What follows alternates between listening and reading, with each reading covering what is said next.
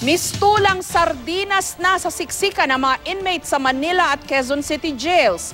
Sobra-sobra na kasi sa kapasidad ang mga kulungan at patuloy pang nadadagdagan sa gitna ng kampanya kontra droga. May exclusive report si Emil Sumangil. Umaapaw na dami ng inmates, baha tuwing may ulan at mga kapitbahay na informal settler. Ilan lang ang mga ito sa sala-salabat ng mga problema ng Manila City Jail. Kung ang pamunuan ng Manila City Jail ang tatanungin, tatlo ang pangunahing problema ng prison facility na ito. Una, congestion o yung sobrang dami ng bilang ng mga bilanggo. Ikalawa, ang pagbaha sa kada uulan. At ang ikatlo, ang pagkakaroon ng mga informal settlers sa gilid mismo ng bilangguang ito. Tuwing umuulan, nagmimistulang sapa ang prison facility mula sa main entrance sa tanggapan ng jail warden sa mismong selda at sa pagamutan ng mga bilanggo. Bubong po namin butas-butas eh. Okay. Pag umuulan, paano? Alam po sa lamesa. Nakaupo kami, iba na nakatayo.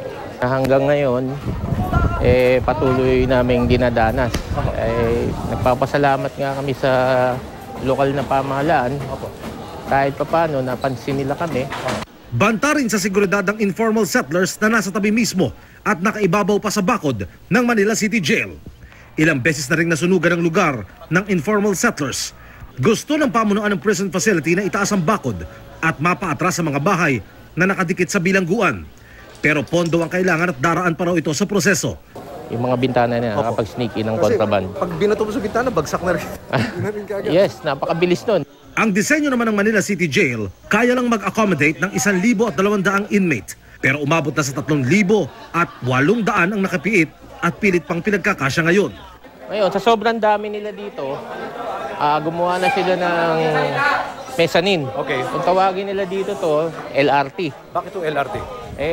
Nasa taas eh. Parang dumadaan yung LRT.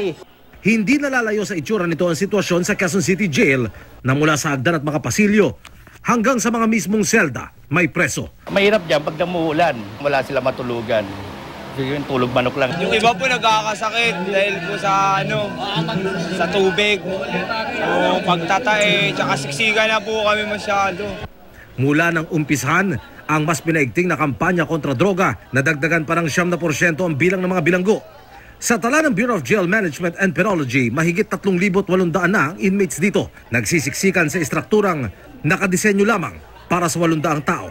8 billion pesos ang pondo para makapagpagawa ng karagdagang prison facility. Ang tinatanggap lang na pondo ng BGMP para sa repair nito at sa mga construction, mga nasa around 40 million lang.